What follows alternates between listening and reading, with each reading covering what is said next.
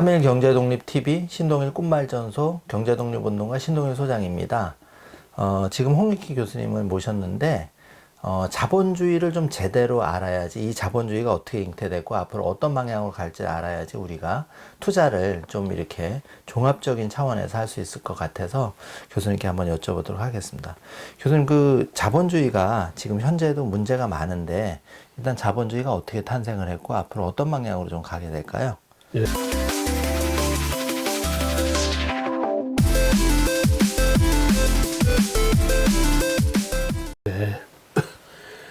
자본주의는 사실은 유대인들하고 아주 관계가 깊습니다.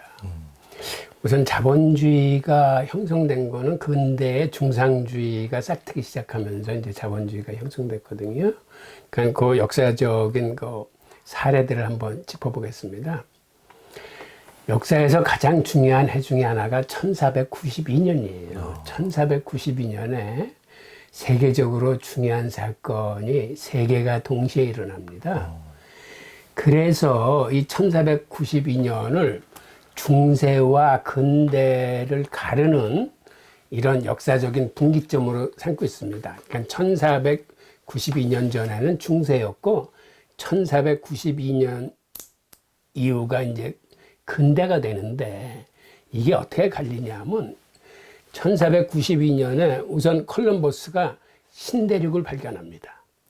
그리고 같은 해 1492년에 스페인 제국이 유럽 대륙에서 이슬람을 몰아내요. 근데 이게 왜 중요한 역사냐면 사실은 중세에는 이슬람이 모든 면에서 경제, 군사, 문화, 기술 모든 면에서 유럽을 압도했었어요.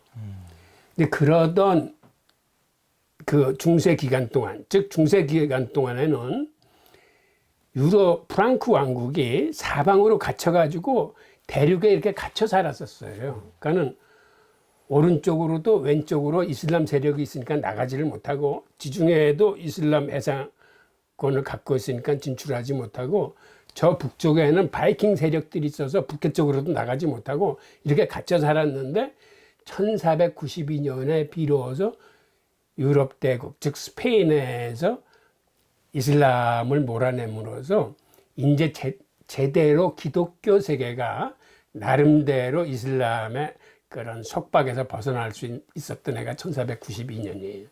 그리고 이에 동시에 어떤 일이 발생하냐면 스페인 제국이 기독교 왕국임을 선포하면서 스페인 제국에 있던 이방 종교를 믿는 사람들을 다 추방을 합니다.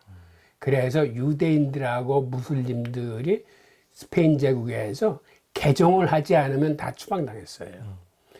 근데 유대인들이 개종해서 머무른 사람보다는 추방을 택해가지고 나온 사람 숫자가 훨씬 많습니다. 그때 하여튼 결과적으로 37만 명이 이베리아 반도를 벗어나와서 이제 방랑길에 접어드는데, 이 사람들이 가장 많이 간 게 자기의 종교의 자유를 지킬 수 있는 저 네덜란드 지역의 그 저지대 지역으로 몰려갑니다.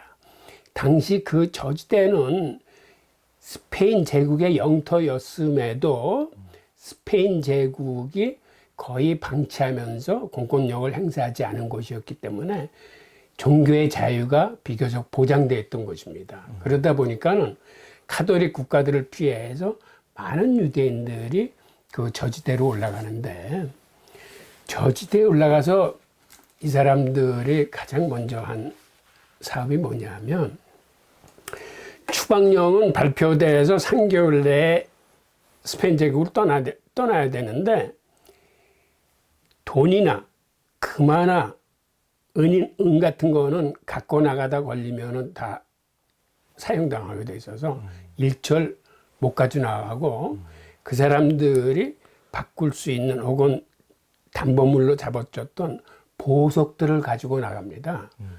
그러다 보니까는 당시 벨기에 지역에 모여가지고 그들이 갖고 나온 보석을 가지고 거기서 보석 장사를 시작을 해요. 그래서 지금도 벨기에나 네덜란드는 세계에서 다이아몬드 수출이 가장 많은 나라입니다. 그게 그 당시에 유대인들이 갖고 나온 보석 장사가 거기서 자리를 잡으면서 지금도 그 전통이 살아남은 거고요. 그다음에 또 하나는 당시 그 네덜란드 저지대 쪽은 굉장히 못 사는 나라예요. 그 왜 그러냐면 이 지대 자체가 해수면보다 낮기 때문에 소금기가 많아가지고 농사 짓기가 힘듭니다. 농사가 잘 안 되는 거예요. 그러다 보니까 우리가 이제 더치페이라는 게 각자 먹은 돈을 내는 어떤 매너 있는 행동이라고 이제 되긴 하는데, 사실은 이 단어가 생긴 유래는 당시 저지대에 살던 네덜란드 사람들은 누구 하나가 손님을 접대해서 같이 이렇게 식사를 낼 수 있는 형편이 안 돼서 모임이 있으면은 각자 자기 먹을 거는 자기가 싸가지고 와야 됩니다. 그래서 이제 더치페이라는 말이 이제 거기서 생겨난 거고, 그렇게 척박한 동네다 보니까는 그 사람들이 할 수 있는 산업이라는 건 바닷가에서 고기 잡는 일이 전부 다였었어요. 그래서 그 당시 청어를 잡아가지고 그 청어를 소금에 절여서 유럽 대륙에 팔았는데, 그 당시에는 청어, 그 소금 절임 청어가 아주 불티나게 팔리던 시절입니다. 왜 그러냐면 유럽 기독교 국가의 금식일이 1년에 4분의 1이 금식일이에요. 근데 금식일에는 고기를 먹을 수가 없어요. 그런데 생선은 고기 대신에 먹을 수가 있었습니다. 그리고 냉장고가 없던 시절이다 보니까 소금에 절인 청어가 아주 불티나게 팔리던 시절이었어요. 그 당시 네덜란드의 총인구가 100만 명뿐이 안 됐는데 그 중에 30만 명이 청어잡이에 나서서 거의 전 국민이 청어와 관련된 일을 하고 있었어요. 근데 유대인들이 네덜란드에 와서 보니까 그들이 그 절임 청어를 만드는 데 쓰는 소금을 북쪽에 있는 한자 상인들이 그 독일 북부 지역에서 파낸 암염을 가지고 조달해 줬는데, 그 암염의 가격이 유대인들이 보기에는 굉장히 비싼 거예요. 그러니까 그들이 살던 스페인 북부 해안가에 바스크족이 살았는데, 바스크족은 바다에서 대구를 잡은 다음에 그 대구 역시 소금에 절였는데, 바스크 사람들은 그 소금을 바다에서 천일염을 만들어서 절였습니다. 그래서 스페인 사람들이 바스크 지역에 천일염을 수입을 해서 한자 상인들의 암염을 대체합니다. 그런데 이게 품질도 더 좋고 가격은 더 싸. 그러니까 가격 경쟁력과 품질 경쟁력을 같이 갖고 있다 보니까는 소금의 상권을 한자 상인으로부터 유대인들이 뺏어오게 됩니다. 그 통해 사실은 한자 상권은 유대인들한테 져가지고 이제 역사 속으로 사라집니다. 그리고 유대인들이 그 유럽의 그 소금 상권을 장악하면서 당시 청어절임에 들어가는 소금이 가격이 비싼 거지 청어 자체는 그렇게 비싸지를 않았어요. 그러다 보니까 소금을 장악한 유대인들이 이 절임 청어 산업도 그들이 장악하게 되면서 이 절임 청어를 균질화해서 아주 제품의 퀄리티를 높인 다음에 이 산업을 독점을 하게 되는데, 그 과정에서 청어가 많이 팔리면서 고기잡이 배가 모자란 거예요. 그래서 유대인들이 조선소를 만들어서 이 어민들한테 고기잡이 배를 대량으로 공급하기 시작합니다. 그리고 고기잡이 배를 공급을 하면서 이 사람들이 어선만 만든 게 아니라 화물선도 만들기 시작했어요. 그런데 유대인들이 만든 화물선이 유럽에서 대박을 치게 됩니다. 그 이유는 당시 화물선의 그 통행제나 관세를 매길 적에는 상품을 일일이 세서 매기는 게 아니라 그 배의 갑판의 면적에 비례해서 관세를 매겼습니다. 그러니까는 유대인들이 꾀를 써가지고 대판에 달려있던 대포나 이런 것들을 다 떼어내고 갑판의 면적은 좁게 만들고 상품을 싣는 선복을 아주 크게 만들었어요. 그러니까는 배가 좀 기형으로 배불뚝이 배가 탄생을 한 거예요. 근데 대신 어떤 장점이 있냐면 우선 이거는 통행세를 아주 적게 냅니다. 그 다음에 네덜란드 아빠가 그 유럽의 유일한 갯벌이거든요. 그러다 보니까 그들이 유럽에서 최초의 평저선을 탄생시킵니다. 평저선이란 뭐냐면 갯벌에 쓰이는 밑바닥이 평평한 배예요.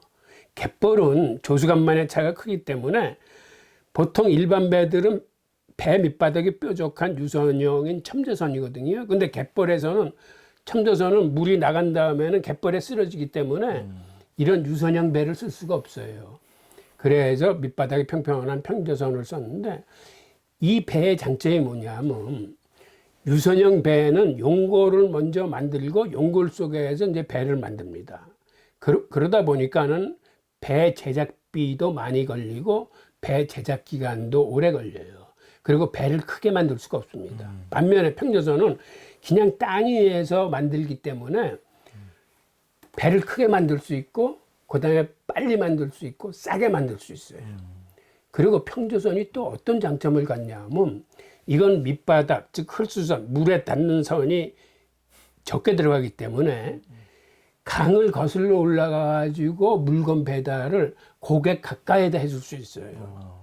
그러니까 이런 장점이 있다 보니까는 유대인이 만든 화물선의 운임이 다른 그 유선형 다른 나라의 배에 비해서 운임이 3분의 1뿐이 안 되는 거예요. 저렴하네. 네. 그 다음에 고객들이 원하는 지점까지 가장 가까이 배달이 되고 하다 보니까는 유럽의 화물들을 싹쓸이하게 됩니다. 그래서 암스테르담이 유럽의 모든 상품들이 몰리는 물류기지가 돼요. 물류기지가 되면서 중개무역이 발달하고 그 중개무역을 지원하는 금융업하고 보험업이 발달하게 됩니다.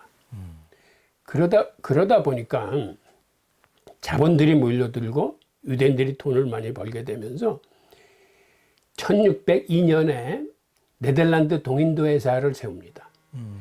네덜란드 동인도 회사가 이 동양, 즉 중국하고 거래를 하면서 그 대규모 상선단을 운영하는데 이게 한두 사람의 자본력으로 할 수 있는 성질이 아니기 때문에 그 사람들이 근대적 의미의 최초의 주식회사를 생각하게 됩니다.